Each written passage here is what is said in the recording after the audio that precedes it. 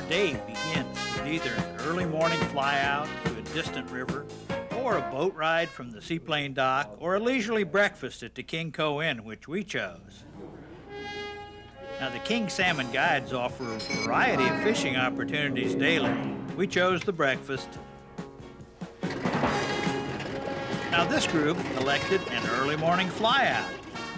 In the meantime, a few friendly dogs welcome us as Aaron carried new arriving anglers from the airport, which is only about 100 yards away.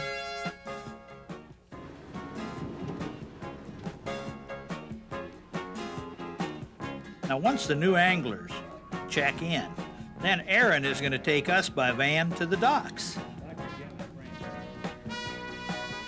The King Inn consists of a rather large dining room, but all the cabins around are very well appointed.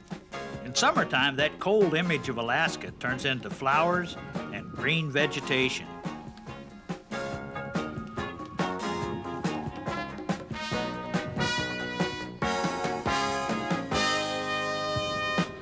And now it's our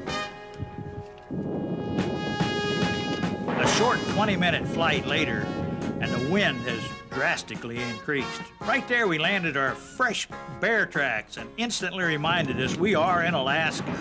Fortunately, by the time we saw this, we were aboard a boat and spotted him scurrying up a hill.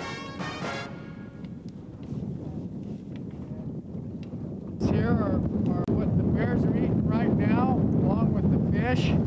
The ptarmigan, really enjoy them, along with other berries, salmon berries, and there's all kinds of different berries on the tundra here. And it's the food supply for the animals right now, along with the salmon that are